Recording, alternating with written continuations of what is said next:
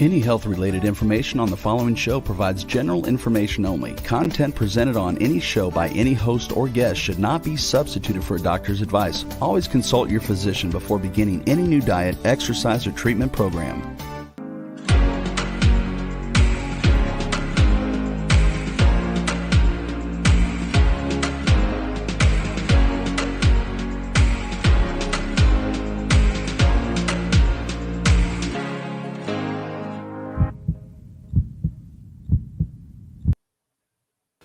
Hey, y'all, it's Gail Trico and Christina Nelson. And Chris, what day of the week is it and how are we?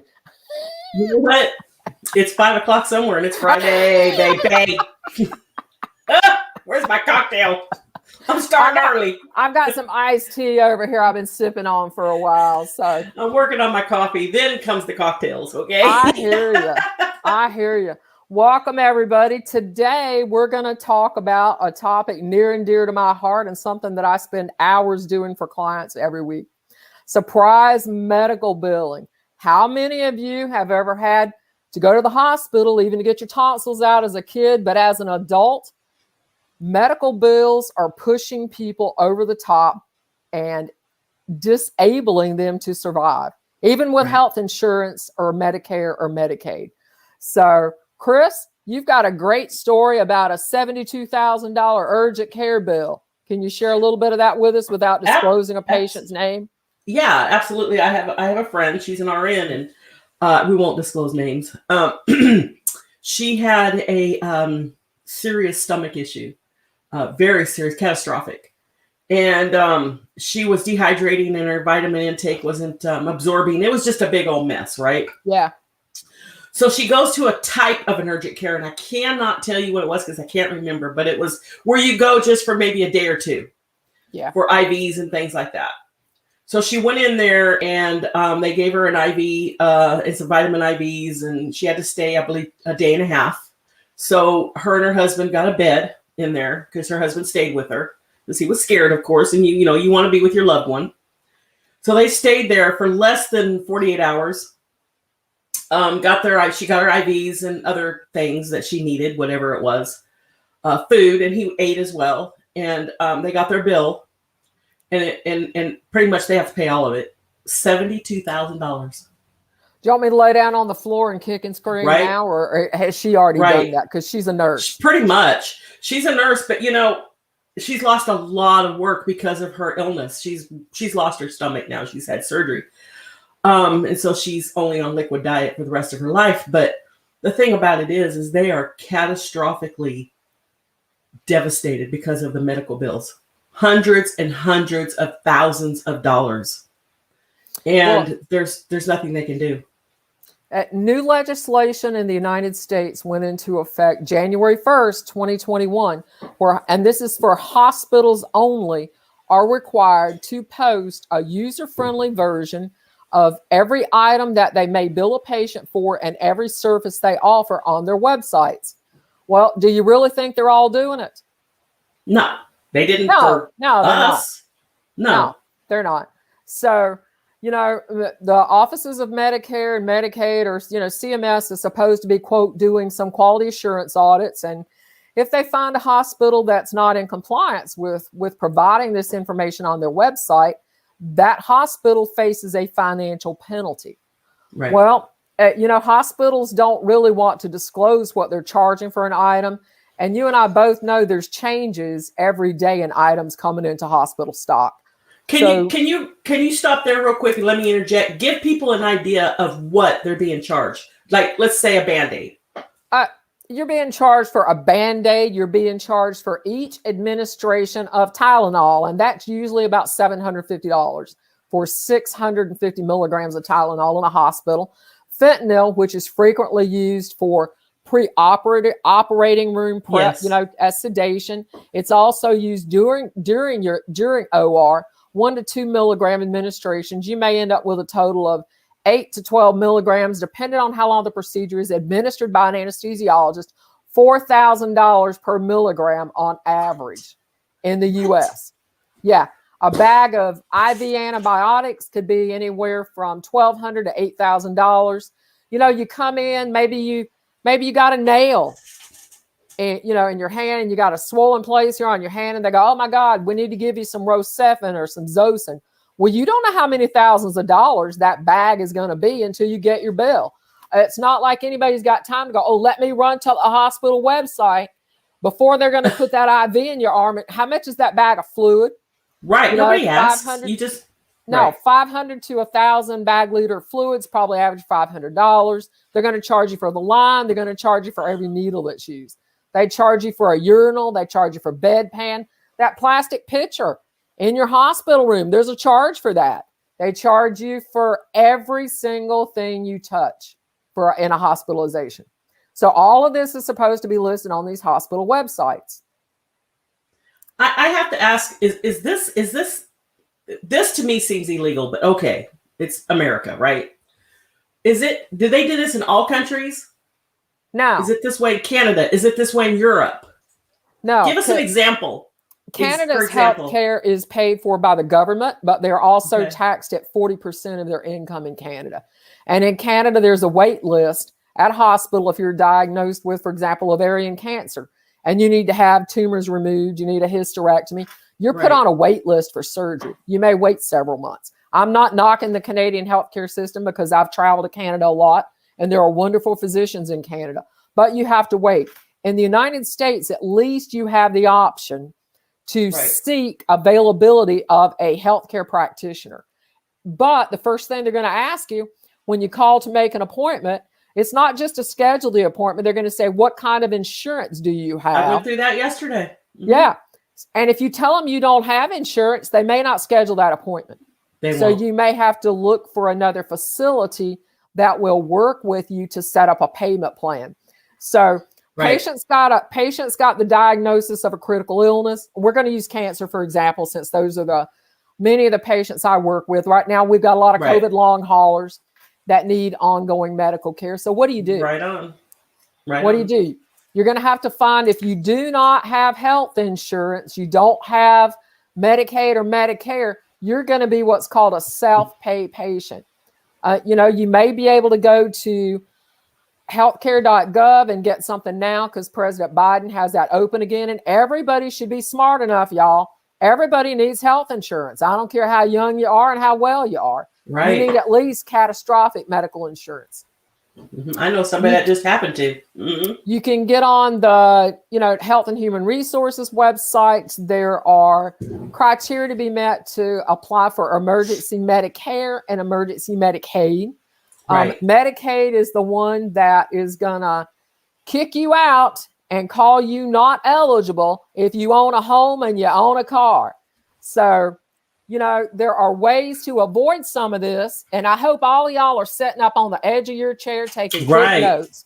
Because you can intervene and stop a lot of this if you spend $500 and hire an attorney before you get sick. This is today. Maybe you've got a mild diagnosis of diabetes.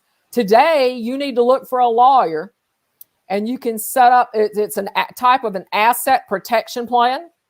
You can move the title. You can move the title to your house into somebody else's name. You're still making the mortgage payment. There are protection clauses. And if it's 5 years prior to when you need to apply for emergency Medicaid or emergency Medicare, they cannot make you sell that house.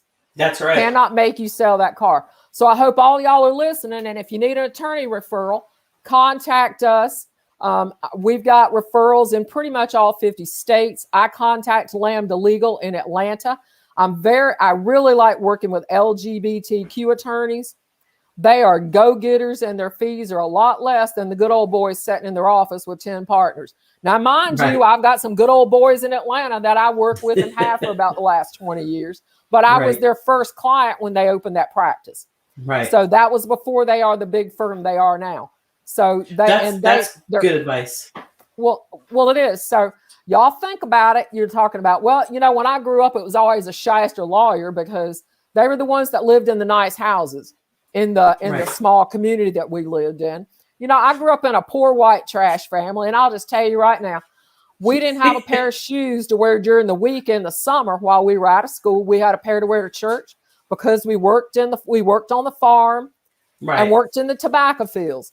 So I've been there, done that. I'm not telling you I grew up with no health insurance, no Medicaid, and I had pneumonia every year, probably from the time I was in 8th grade until I graduated high school, because we only had heat in one room in our house, in the kitchen. My grandparents built that house, so if y'all can imagine what a monstrosity that was. There was no insulation. There were some 2x4s and some plywood, and then on the other side of that was the outside.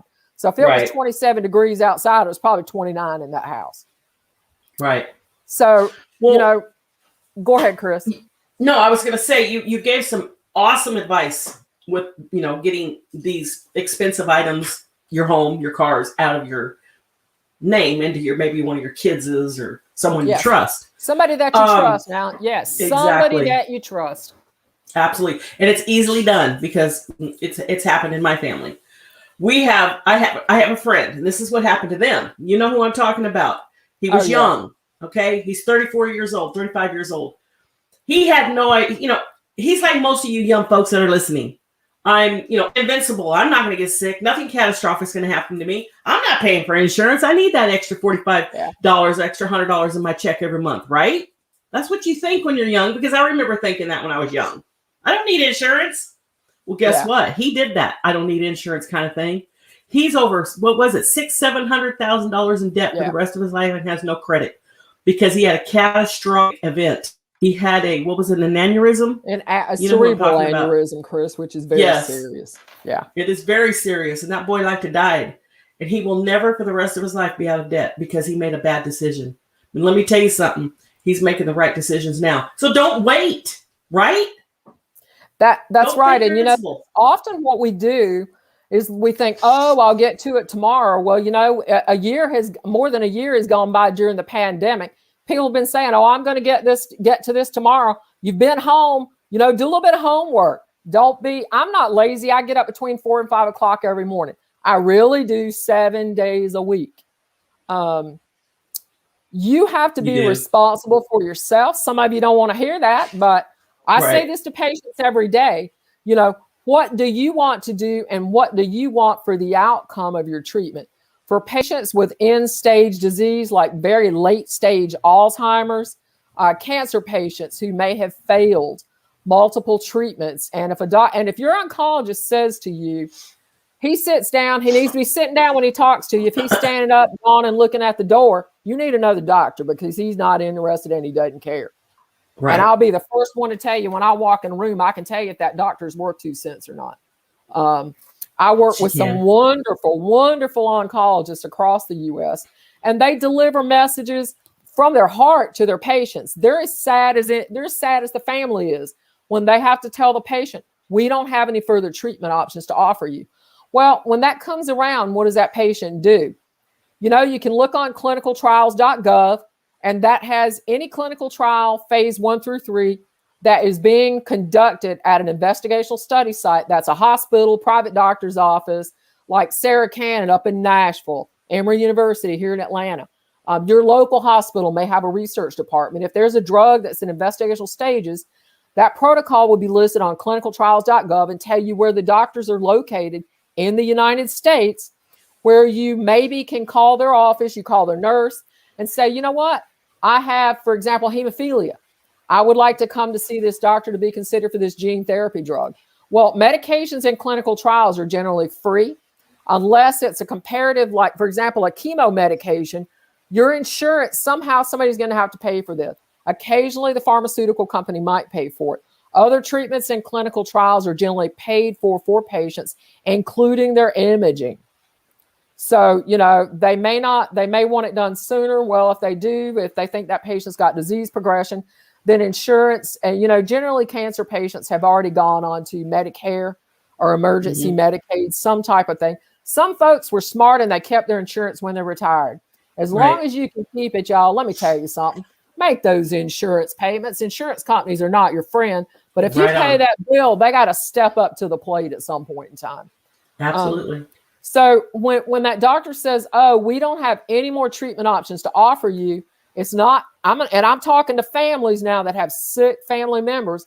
Do not make this patient feel bad or sad if they say, you know what, I've had enough. I've had enough of chemo side effects. I want to go to Hawaii. I want you to rent an RV and drive me on Route 66 for 2 weeks. You know what? Find the money and go rent that RV and take them on a trip. Maybe they just want to go maybe they want to go rent a cabin in Dollywood for the weekend. Maybe they just want to go fishing at the lake. Yeah, it's up to this patient. They've got, say, 12 weeks or less time left in this physical body to enjoy their time on this earth and the things they love and to be with the people that they love to be with. Right. I hope that makes complete sense because it's a song I sing every day. It you know what, it does make sense, but there's still it's still families out there that are catastrophically ruined and will never see daylight again. I mean, I hear of suicides and depression, severe depression. Now, this is where something else comes into effect. So because of this family that has these catastrophic bills that they will never, for the rest of their lives, be out from under. His parents are elderly, and they will never be out from underneath these medical bills. And it's weighed very, very hard on the mother. Very hard. So her mental illness has really gotten worse. And mental illness is an epidemic in this country. And, there's an imbalance in the brain that causes severe depression and other things that goes on. Bipolar, whatever it may be. She can't get, because of her insurance, she's on Medicare and Humana, a type of PPO. Yeah. I made so many phone calls trying to get her in to get help with a psychologist, somebody that can prescribe her medications, because MDs in this country, her doctor, most MDs, and you know this, Gail, in this country are not trained for mental illness. They throw pills at you, and it's making her worse. And she's in really bad shape. Now she's becoming agoraphobic, which is where she don't want to leave her home. And she's in severe depression. So I've stepped up, and a friend of mine has stepped up and trying to get her some help. We cannot find anyone that will take her insurance, and they charge $280 an hour. What are we going to do, Gail? She is in a bad place. What are we going to do? Well, it sounds like she's probably not on the right medications, Chris, that's what it sounds like. That, or she has breakthrough depression and needs some type of medication to support what she's prescribed. I'm not a psychiatrist. I'm just telling you based on my experience working with patients. A lot of cancer patients are depressed. And who wouldn't be? Right. Who wouldn't be? There's a lot of things that can depress you, but you sometimes need to reach out and get help.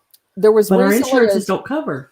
Now, there was recently a research paper published, and I think Dr. Kalusian mentioned this last week. The top reason for bankruptcy in the United States is medical bills. One of the top reasons for suicide in the United States are medical bills. Right. That ought not to be in this country. No. Ought not to be. And I'm telling you, I go to the post office every day when I'm not traveling to mail out certified letters to the credit bureaus, to the insurance company, to hospitals. We report medical billing issues to the Federal Trade Commission. We report it to the State Insurance Commission, where in the state where that patient lives. It's only through bringing about awareness that there are issues still going on. That's why the surprise medical billing legislation supposedly is supposed to help. Well, I haven't seen a patient yet that helped. I'm not being pessimistic. I'm just telling you the real story from the calls coming into our office. So Absolutely. What are we going to do? People need to, if you're on Medicare, you need a very good Medigap policy. And the only way to find a good one is, AARP has some great programs on their website. And if you're 50 or up, you can. Yeah, Humana is supposed to be one of the best. Yeah, it is supposed to be. So United Healthcare is probably the largest one in the United States, because I purchased one for my sister 2 years ago when she went on disability. And I purchased it through AARP. So it's a big group discount. The best thing you could do for yourself is to find an insurance agent. I have somebody up in Michigan we can refer you to that can help you select a Medigap policy. Her name is Leisha West. I don't have her. It's the West Insurance Group, and I think she's in Madison. She's in Michigan. She's in one of these cold places where I'm not going, outside of Detroit. Yeah. Give her name again, because people, this is important. Trust me. Leisha West. I'm sorry she's not even here with us today, but she's at Notre Dame, so she's probably at the university today. So and people think, oh my God, I can't afford to hire an insurance broker. Well, how can you not afford to hire an insurance broker? Okay, so maybe you pay somebody $150, but they may save you from a catastrophe with pointing you in the right direction of the type of policy you need. One thing that regularly and routinely does not come with Medigap policies is dental. Everybody needs dental. You need to go get your teeth cleaned every 6 months. That impacts your health. And if you wear dentures, don't give me that nonsense. Y'all still need dental insurance for dentures. So don't even give me that nonsense. It's, some people say, oh, give me that glass over there. They come in the exam room, the hospital, and they take their teeth out, put them in. It doesn't bother me anymore. I've seen it all at this point in time. Right. Oh, what? Oh, here. Yeah. So if you can just imagine, it makes me laugh. So many things are funny that people take seriously. But I think the serious thing is that, let me show you a good record. I have a course online, and this is not to make me rich, because I spent the last 10 years perfecting the art of negotiating medical bills. And let me tell you something. I can negotiate a medical bill. This is a file that I set up, and this is just one. This is something for my home. And it was for a four-wheeler that my sons bought, it would have been 5 years ago. Well, I applied the principles in Medical Bill 911 to get a $1,000 refund from a company called the Torque Group. Because when you go into a power sports place, now this might be a little off the topic, but I'm just showing y'all this works.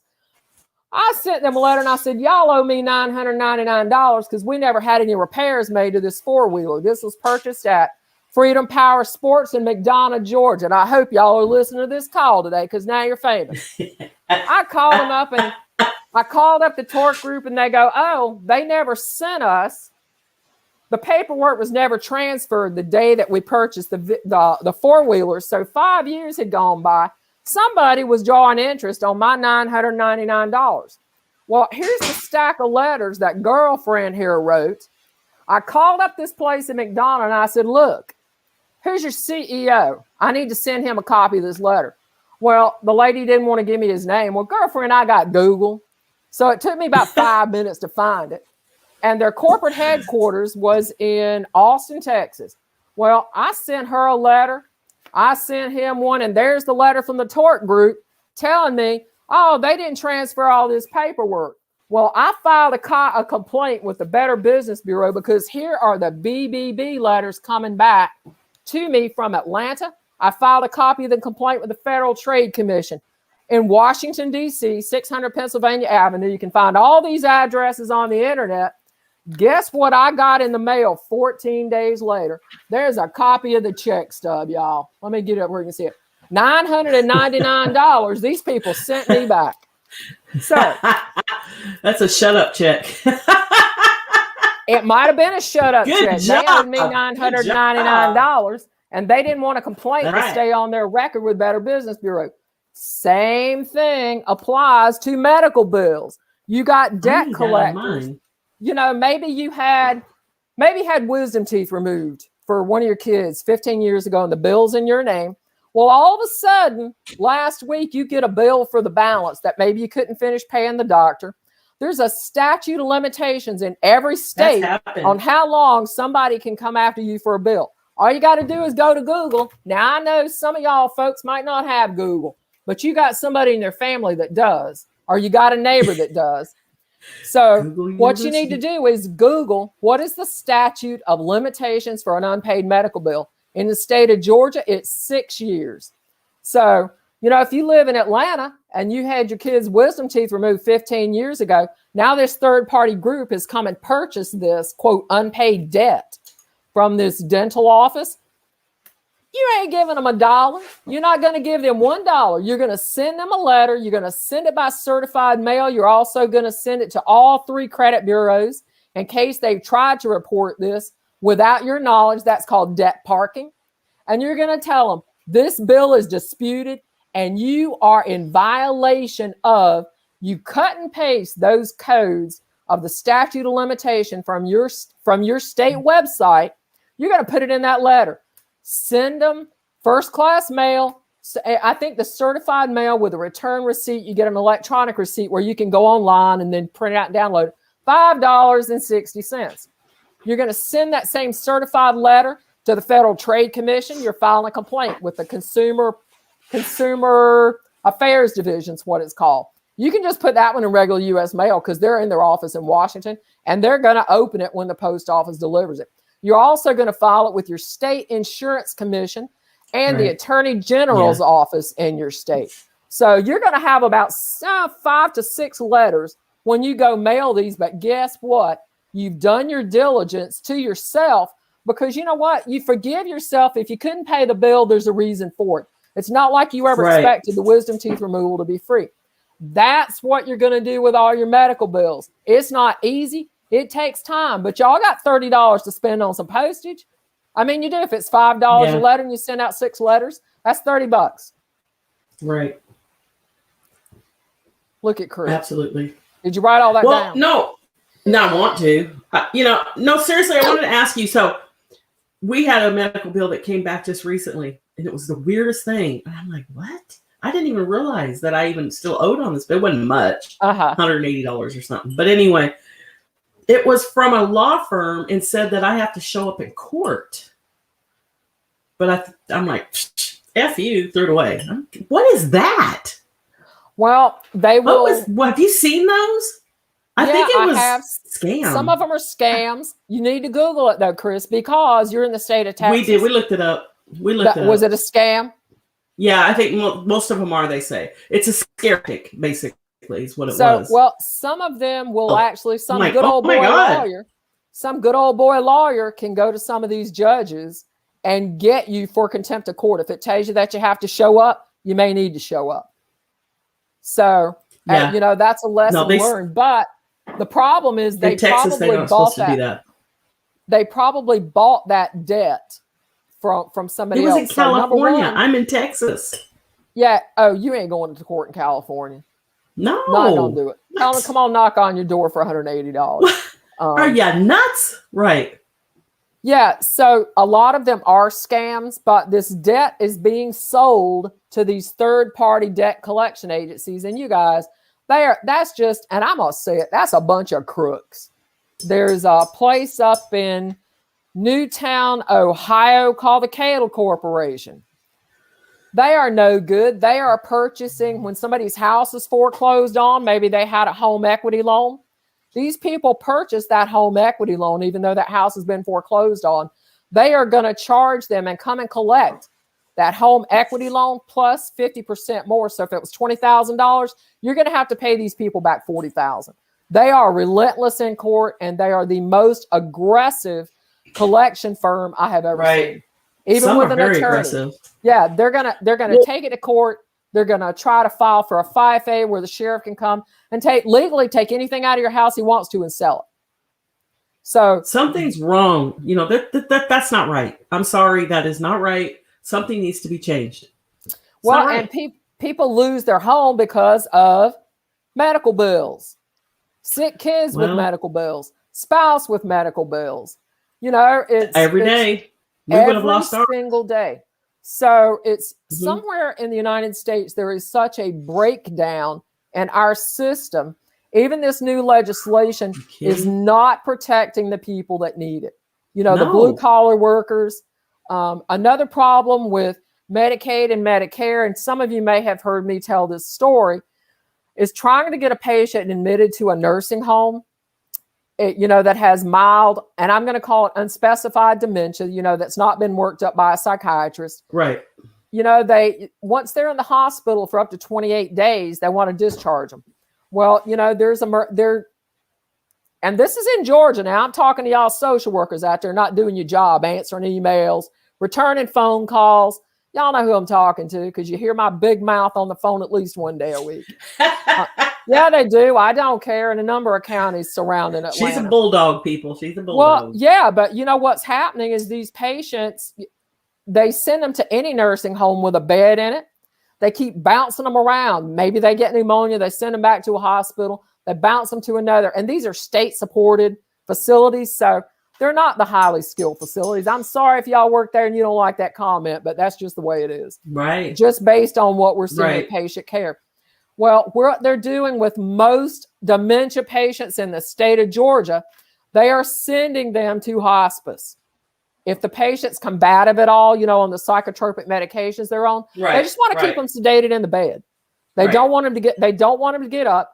So they can't even scratch their nose. Their wrists are tied to the bed. So there's a lot of bruising. As you age, your skin gets thinner. Yep. If they're on blood thinners, their arms are black and blue, for 12 inches up and down. And the most recent patient that I have, and I actually went with him to the emergency room. The family called me and they said, the daughter did. I went over, I knew he had pneumonia, took my stethoscope with me. So I called the ambulance from their home and went with him to the ER. I told the ER doc, I said, oh, you need to go ahead and request a bed for him. He's got pneumonia. He goes, you don't have any say in this. Well, that's about all he needed to tell me. And I was mad. I said, yes, I do have a say in this because the daughter's on her way and she's not here. Well, they admitted him and he had mild dementia, but he died in 5 months from the date he was hospitalized. The day I went with him with the ambulance transport to a hospital in Stockbridge, Georgia. Within 5 months, he expired in the Georgia system in hospice. Oh, no. And they call the diagnosis failure to thrive, y'all. When patients stop eating or drinking, there's a reason. He was laying there tied to a bed, heavily sedated with psychotropic medications in the state of Georgia. I called every TV station in Atlanta. Well, he was a blue-collar worker on Medicare, didn't have Medigap. I could not get a reporter to cover that story so that people know what the outcome's going to be. They need to know. They covered my dad's story, but they won't. That's, oh, my God. This country, we need help. People that are listening that can make a difference, please contact us. Because I'm going to tell you something. Go ahead. Listen to this story. Mary just brought this in to me. She's on a Alexa scan because we're doing our heart workups because we're at that age, right? When you get to a certain age, you need to go have these workups to make sure everything's okay, that your heart's ticking and your kidneys are getting all the functions. So Mary and I just went in for our every 2 or 3 year heart workups, and it's extensive, okay? But we have pretty good insurance. Well, Mary had hers done at the hospital, so because she works there, she's a CAT scan tech. She didn't have to pay. Thank you, Jesus, for that. She had Lexiscan, and I think that's where they put an IV in you and your heart goes 100 miles an hour. It's kind of like the treadmill test, but it's chemically done. She had that test done, and I think it takes maybe 3 minutes for that test, and you're done. She got the bill, but she didn't have to pay it. Thank you, Jesus. $26,000. Oh my God. Well, they're not doing that test for people that just have routine Medicaid, Medicare. And if your insurance won't cover it, they're not going to do it. So they're going to do what's standard of care. You're going to do the cardiac monitor where you take it home for 24 hours. She's on that now. Treadmill. Yeah. Right. That she didn't want the treadmill, so she did the chemical. Yeah. 26. What? For Gail, really, Gail? Something's wrong. Come on. Well, I think people have to get mad. I'm not talking about me because I don't make the medical bills. People have to be concerned enough with the system to start communicating with senators and, whoever you have access to. You can make phone calls. Pretty much everybody's got a cell phone. You call Washington, you call your local senators. I've done it. They all have offices in your state, in varying cities around the city that you live in. You got to tell them what's wrong. Let me tell you something. You're right. Because when my dad died, he was killed in a nursing home. Okay. Yes. When he died 2 years ago, I called the governor's office. I emailed people. I wanted changes, and things are starting to change because I made a difference. I made that step. I was a voice for my father. And that's what I mean, people. You can be a voice. I'm sorry, I'm shaking my table because I get excited. You can be a voice. All you have to do is Google your governor's office. There's phone numbers. There's emails. It's easy. It's crazy. Send your damn medical bills to your governor. Yeah, send a copy. They're going to get back to you. Send your bill to them and say, this is not right. We need to make a change. How am I going to pay this, Mr. Abbott, who is our governor? What am I going to do? Help me. Probably the most responsive governor I've had any interaction with in the United States is Governor John Bell Edwards for the state of Louisiana. He actually will listen and have somebody from his office call people back or even send somebody out to make a visit. The White House called me. The White House called me.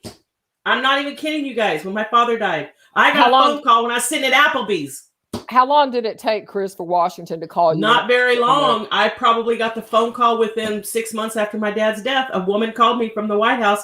She was the number one person for the VA administrative, and she works right straight out of the White House. I sat there and talked to her because they want to make a difference for the VAs, and they wanted to hear my story. I was like, oh my God. So I'm telling you guys, just be a voice. That's it. It's so simple. The other thing you can do, and you have to decide how much information you want to share. You can be very generic, what you share with your local television stations. Call up that favorite reporter that you've been watching for the last 30 years at 6 o'clock in the afternoon. Give them something real to talk about versus pandemic and politics. Call them and say, my wife had a catastrophic illness. How am I going to pay my portion of $980,000? I need help. Yeah. And then the news lady's going to go, whoa, what? Yeah. I've got to pay $480,000 back out of that $980,000. How am I going to do this? They're going to help you. That's a story.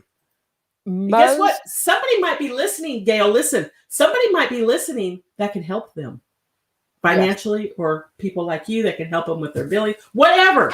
Somebody might hear that story. Don't let yourself be devastated. Most TV stations have an investigative reporter, and most newspapers have investigative reporters. So you may have to give them, some days to respond, but talk to people about it and let them know what the problem is. Y'all, all of it's falling on, your doctors can't solve the problem. I have a hard time with a lot of the very large institutions having a physician call an insurance company. They are expected to see X number of patients a day. And if you call an insurance company and you get off the phone in less than 45 minutes, you better thank your sweet Jesus. That was a short call, because most of that time is spent on hold. Right. If they have me on the phone, the rest of the time they're wishing that I wasn't on hold. And your jam better be elevator music, because you're going to. And you need to have your thoughts organized. So, Chris, what are some questions that would help the audience about medical billing that we can answer real quick?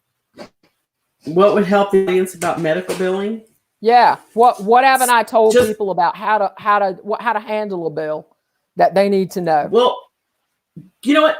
Look at your bill. Don't just throw it in the drawer or say, I'm not going to pay it. Look at your bill. Look at the details on the bill. If you don't understand it, find somebody that does. Make a phone call. Just call the hospital. Tell them, look, I don't understand this bill at all. I need the proper codes, what each code means. Find out what you're getting billed for. Say, hey, I never got that. What are you talking about? Toothpaste? I never brought home a $90 tube of toothpaste. She never brushed her teeth. So that happened to us. Yeah. She was on a ventilator. How the F was she going to brush her teeth? Yeah. I brought her stuff from home. That's right. That's what you have to do. $80 for a tube of toothpaste that's this big? Really? And they're going to charge you for shampoo and conditioner and deodorant and soap and all those things. Everybody needs to be organized with your mail. Open the mail when it comes in the mailbox. If you're the patient and you've got a devastating illness, have somebody in the family that is more a matriarch or a patriarch that's got their act together. Open the mail for you so that you don't have that added level of stress. Because every time you go to the doctor's office, they're going to ask you, well, we need to send you up to the billing, and they're going to ask you, give you a check. Well, write them a check for $5 while you're working on getting these bills reconciled. Yeah, $5 it works. $5 works. I mean, they just want, it's an effort. Get them off your back for a little while.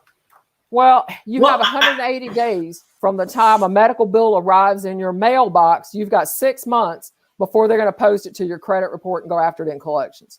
So let me tell you, collections are aggressive as well. So they're more aggressive now than they were prior to the pandemic. Let me ask you something, and they are.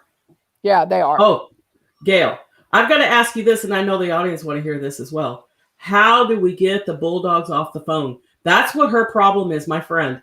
She gets anywhere from, she could get up to 20 phone calls a day right now. And that's why she's going crazy. What can she do? There's a no-call list. If you type in the no-call directory on Google, this is a United States website, you go enter that telephone number in there. If they keep calling, they are in violation of that do not call directory the United States has set up. Write down the number, find out who they're calling from, get their name and address, and you're going to send them a letter and tell them that they are in violation of that. And then you're going to copy, there should be an address. I don't have it right here, Chris. You're also going to file that complaint with the Federal Trade Commission. You're going to file it with your state insurance commission in the city that you live in. Everybody has one in Atlanta. You know, I'm lucky. We're an hour outside of Atlanta. Ours is in Atlanta. You know, even in Baton Rouge, Louisiana, they have an insurance commissioner. So you need to go to that do not call registry and put your phone number down there. Well, you know, if these idiots want to keep calling, take their number down, and then do you know what you have? You have a top class action. If 5 or more people have had that same collection agency calling them, you can go to topclassactions.com. There's a free link on the right-hand side where it says submit case for attorney review. You type in, you know, the names of the creditors and it's probably more than one for a hospitalization and bills that much. One's probably for imaging. Yeah. So they may all even be trying to collect the same bill if it's been sold off. So there's probably some crossover there, and I'm going to call that dishonesty in that debt collections industry. Right. But send that and let a law firm look at it. That's how these top class actions originate.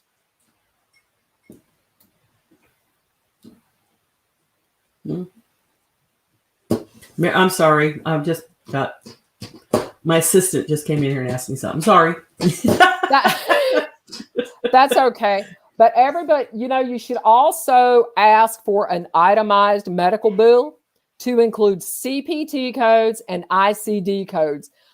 About a year ago, ICD was updated from ICD-9 to ICD-10, and all the codes are different.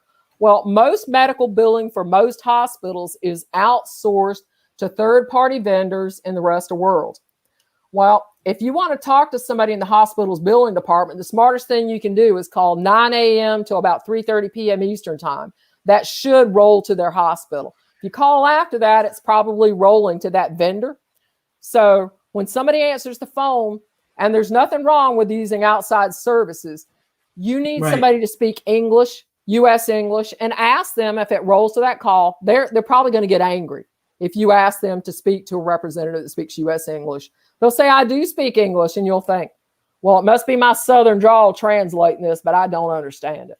So right, I get a lot of that with other, not billing, but other things. Yeah, other companies. So call 9 a.m. to about 3 p.m. Eastern time, and that's if you're in California, still working around those hours so that you're calling in the heart of the day, the heart of the business day. Most businesses, you know, I'm going to guess most of them are operating on Eastern time unless it's truly a Los Angeles or Salt Lake City or Seattle-based institution. Right. There are more medical billing errors occurring now. The more that's outsourced to third-party vendors, the more errors there are with medical billing codes. Yes. India's doing it now because I dealt with a few of my friends over here, and they were in India, and I couldn't understand them. It's like, most of the time they're very polite when you call. You know, they really want to help you. They're so nice when you call, but you know they're paying those workers maybe $3 an hour versus here in the U.S. somebody minimum wage $9 to $10. So that's the reason for it is the cost. But the medical billing errors have increased. So every time an error occurs and it gets sent back to the hospital billing department, it goes back to the vendor. You're in this vicious. It's just a circle of paper going around nowhere. So you're not getting anywhere really fast, and you know your blood pressure goes up. Oh, girl, let me tell you, when I call and speak to a hospitalist, it's a 911 call for me when a practice calls and asks me to call and speak to the hospitalist at an insurance company to get something approved. A patient needs a scan approved. They need a medication approved. They need an extension on a hospital stay, either inpatient or an addiction treatment center. Oh, you don't want to be the person on the other end of that call. because multiple people have already tried to be very kind and call them. Well, I'm just going to point blank spell it out for them. That patient needs to stay there because this physician said maybe they need to monitor their glucose levels. Maybe it's interacting with, with something else. Maybe they need additional cardiac monitoring. So don't take no for an answer, because every medical bill is negotiable. So do not write out checks as soon as it lands in your mailbox. That's the first thing you do not want to do. No, don't do it. All medical bills are negotiable. No, there are endowment funds and charities at hospitals. That money is free. You just have to find it. And if you have a financial need, that's what it's there for. People expire. They donate their entire estate to hospitals and charity, but maybe because they love the care they got at that institution. Well, we've got a hospital in Atlanta with $23 billion sitting in an account to pay children's medical bills. This is one of our children's hospitals. They want to build a new building.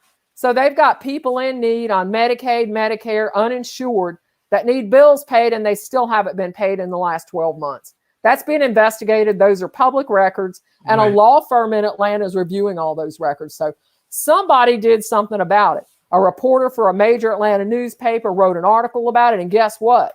Something's happening. It didn't happen quickly, but it will happen. Right. So everybody do your homework. Be organized with your medical bills when they come in. Open the mail.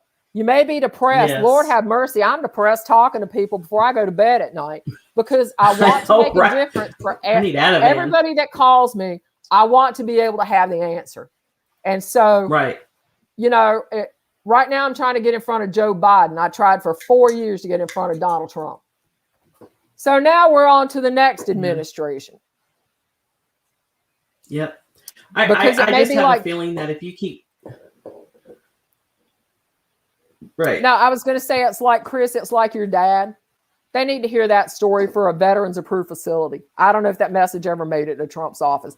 Biden appears to have a more sympathetic ear to people. So, y'all email the White House. You can write them a letter if you don't have. It's simple. Put a regular old stamp on it and mail it. President Joe Biden, White House, Washington, D.C. with a zip code on it. Post office will deliver it if you got postage on it. They do. So I tell you what, and I've got to interject because that's true. I mailed and I emailed the White House, of course, to Trump, but somebody in Trump's administration saw that letter because they sent it to the White House VA department, whatever. I can't remember. So it worked. And I made a change. I made a difference. Anybody can do it. Simple. Write a letter to the editor of your local newspaper. Write a letter to the editor of the New York Times. They probably get 1,000 a day, but you know what? Right. Somebody has to read them. So it's learning to use your voice. So as a patient, you are a consumer. Healthcare is a buyer's market. Even if you don't have insurance, you are still a consumer and you have rights. So nobody has the right, no debt collector, to make you feel bad that you didn't have the money to pay a bill or that you may not have it right now. There's dignity for every patient and every family everybody's going to get sick at some point in your life. Everybody's going to need a doctor. Everybody's going to need a hospital. Lord have mercy. I don't look forward to that day because I will be the worst nurse in a hospital. I'll be telling them how to put the IV in or do it myself. But Mary's a bad patient. Oh, I am too, Chris. There are 3 D's for medical billing. Duty, you owe it to yourself. Diligence, do your homework. Deliverable, you will get as much effort as you put out, that's what you're going to get back. I just showed y'all that $999 check stub. Took me 14 days to get it. Cost me about $30 in postage. That's one example of applying the techniques from Medical Bill 911. Books available on Amazon. I don't get rich selling books on Amazon. It will never pay my bills. But everything I know was in that book in a concise manner. You can apply it for yourself. So I hope everybody's learned a lot today. This is something Chris and I have worked on for her dad with her wife, Mary, with this case. And it's almost ready to go to court for the last 2 years. Chris will tell you, we have all worked really, really hard. And all of Chris and Mary's efforts have come to fruition with bringing justice to her father's wrongful death and getting all those bills taken care of. So you've got to step up for yourself and stand up for yourself, because you have rights as a U.S. citizen. And if you're an undocumented resident, you need to have health care and you have rights. You're here in this country. So somebody may not agree with that, but you know what? If you're sick, go to the emergency room. They cannot turn you away or reject you because you can't pay that bill at an ER. Absolutely. So have confidence. We thank all our healthcare workers in Guatemala and Nicaragua for joining us today. Chris, thanks for putting up with me as your co-host, and our wonderful producer, Roxy. I hope she's gotten a few laughs, because we're in rare form today. So absolutely. Y'all, we'll see you next week on Healthcare 911. You can reach Christina Nelson, Intuitive Connection at yahoo.com. And I'm Gail Trico, Gail at medicalbill911.com. And we thank you for joining us. We hope you learned a lot today that you can go back and apply in your life immediately. We'll see y'all next week. Bye, guys.